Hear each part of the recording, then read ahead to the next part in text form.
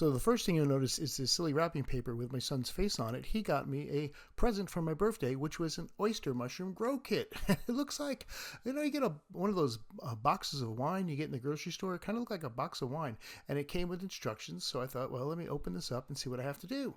So the first step one, was to rip open the box on both sides. It had a perforated sort of thing there, and I did my best to rip it. I kind of actually ripped the box, but once I got it open, I exposed the like a log inside. It looked kind of like a birch log.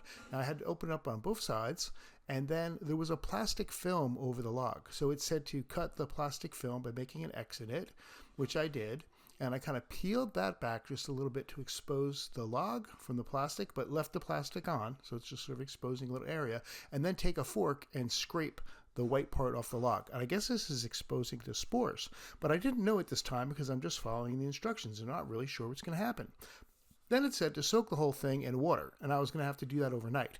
So I had a bucket that some popcorn came from, I got from school, and I'd eaten all the popcorn. So I filled that up with water. It was a nice big bucket.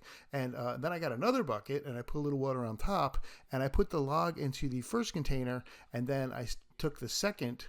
Because the log was floating, I wanted to make sure it stayed submerged. So I put the second bucket on top to hold it down. And I left it overnight. And when I came in the next morning, it had made tea. But I didn't drink it. I discarded that nasty water. And I took the log that's still wrapped in plastic with the exposed spores, and I was supposed to stick it back into the box.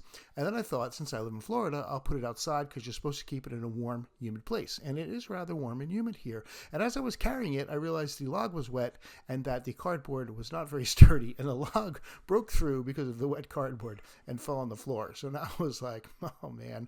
So I ended up sticking the log back in upside down and leaving the broken part exposed, and carried it back outside, but holding it from the bottom. And I left it there for a couple of days, and then I did need to bring it in because we had one cool night, and I had put it in the bathroom.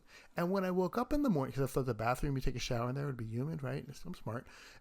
And there were all these little crazy little mushrooms. It looked like aliens were breaking through. It was so almost disturbing looking. It didn't look like mushrooms. It looked like little alien creatures who were all, and I couldn't believe how many there were, like thousands of these little cappy mushroom things. And that was a Friday. And by Sunday morning, I had this.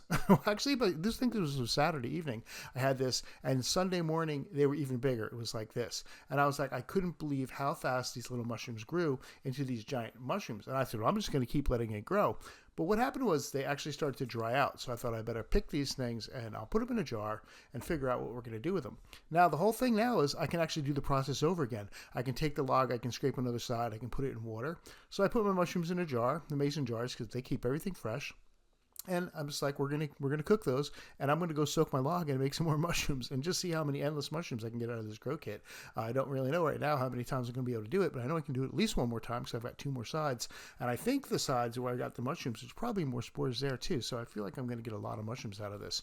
And then we decided to make a stew, and we put it in the crock pot. So the stew with some stew meat and some carrots and stuff and some celery, and I got some beautiful fresh homegrown mushrooms in there as well. So here we go. Enjoy it.